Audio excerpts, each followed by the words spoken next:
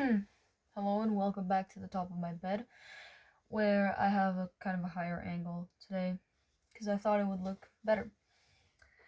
Um, Today I want to talk about self-hatred and not being comfortable in your own skin because I feel like that is a problem that really affects everyone in our generation, uh generations that are a little bit older, honestly just anyone, right? It is a very prevalent problem. It's very common. And a lot of people do have some misconceptions about it, which um I don't have really specifics, but it is still something that happens. So, um let's yeah. So, self-hatred. What what really is it, you know? Well, I would say self-hatred, how shut up. He's back. Yes, I would say it is categorized as um damn, you are loud today. As not feeling comfortable in your own skin and um falling into societal pressures and pressures of just like the world in general, of gender stereotypes or like look stereotypes, like uh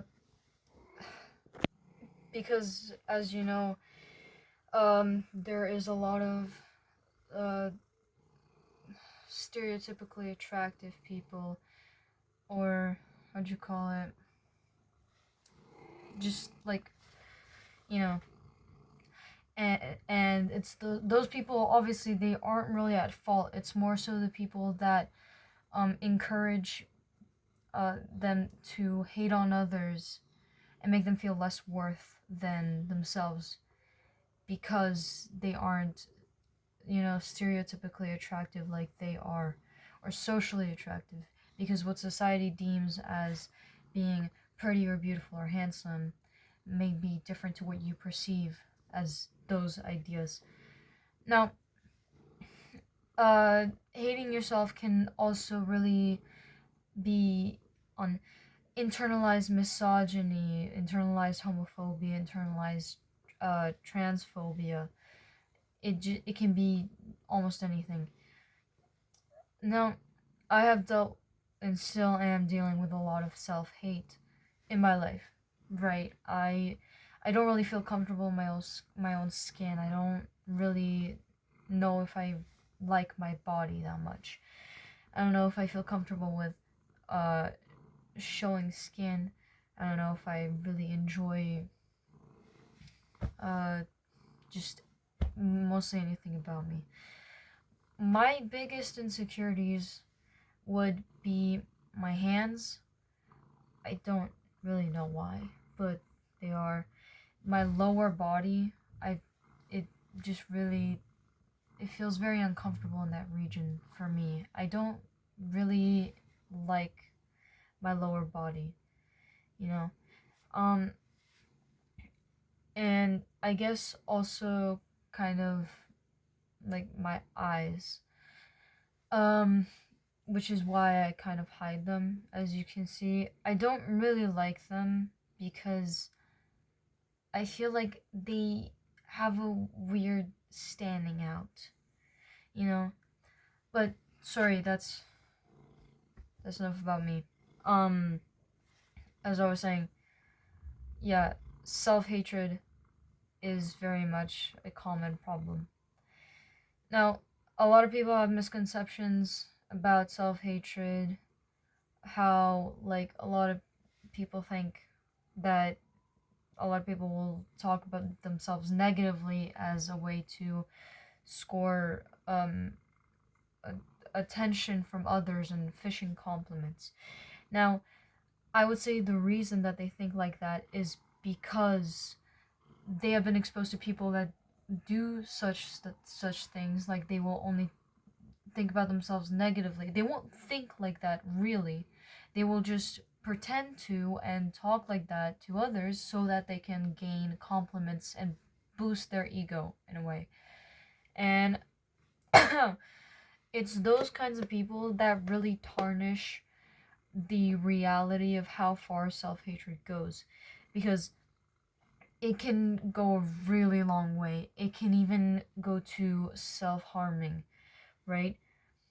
Now, um self-harming is most definitely the most extreme uh, uh ways of self-hatred. Well, not the most extreme, right? But it is up there on par. Now, a lot of the reasons that some people, the most common reasons people would do it, is to punish themselves. Um, it would also be because they don't like the where what they look like, and they will do it on a certain body part that they don't feel like is a real part of them. And I would say that a third demographic of people that do this is because they just want to like really kind of feel something in a way. So it'd be like they're so desensitized to hating themselves, and they're just so used to it that they feel like really just going to those extreme lengths will have them actually feel something that's maybe that's maybe not worth, right? But something that they will actually feel for once, instead of the same constant feeling of mental torment. So they bring it out physically to themselves. Of course, it isn't a very easy topic to talk about. Me personally, I am a person who has definitely suffered um, from self harm. Uh, and I I find it much easier to talk about it with people that I trust. Um, because I feel like it is for me a very important part of my journey of not self discovery. It would technically be kind of self discovery, right? Cuz well, it really does kind of depend on why you're doing it, you know? But I feel it is a very important part of who I am, because it is like part of the journey of what I feel like is becoming a better person and living through these kinds of struggles. So, uh, if you do suffer with this, if you do still do this to yourself, I want to say, um, as long as you keep yourself safe through it, and I know I did say I'm not one to stop someone's choices, but please, before you do self harm, do think about why you're doing it, and give yourself exact reasons.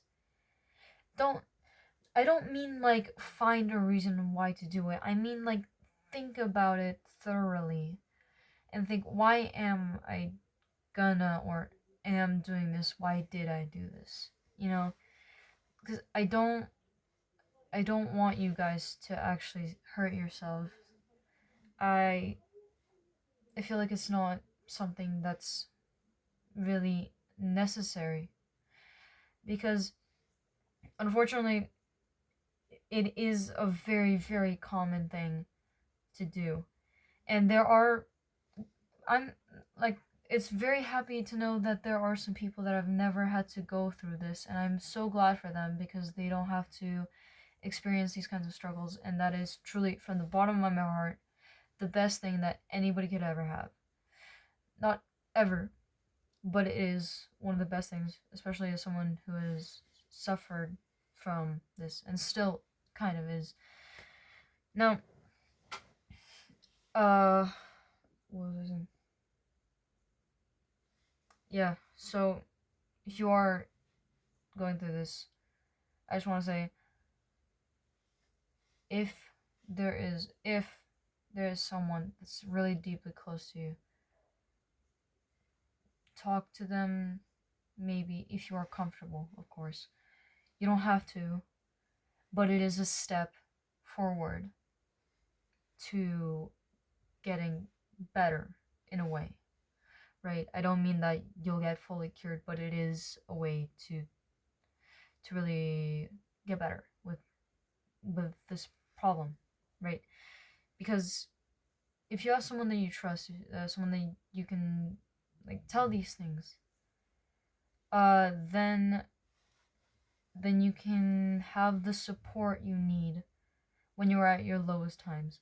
Because if you are on the verge of doing it, or you're thinking about it, you can go to that person and say, "Hey, I'm thinking of doing this. I'm gonna do this." Then maybe you can have a talk with each other, like something comforting, something that maybe can drive you away from self-harming. And if you don't have someone that you really trust, then, as I always say, just if you're thinking about it, just sit and don't think for a minute. Now, I am not a licensed professional psychiatrist, nor am I a therapist. This is just what I'm saying based off of my own experiences and how I deal with thoughts and actually doing it. So do not take this as actual advice. Well, it is kind of advice, but do not like take it as true medical professional help, because I'm not a professional. This is all from my experiences. And I just want to say, uh if you are struggling with this, I'm really sorry for you. And I truly hope it does get better, because I don't want to see people struggle from what I've been struggling and what millions of others have been struggling. Uh get better. Will get better. I mean, as if I hope you get better, right? And I hope you are on the journey of getting better. And I hope that it really does work out for you. I love you all very much. Thank you for watching. And I will see you guys in the next video. I love you all. Stay safe.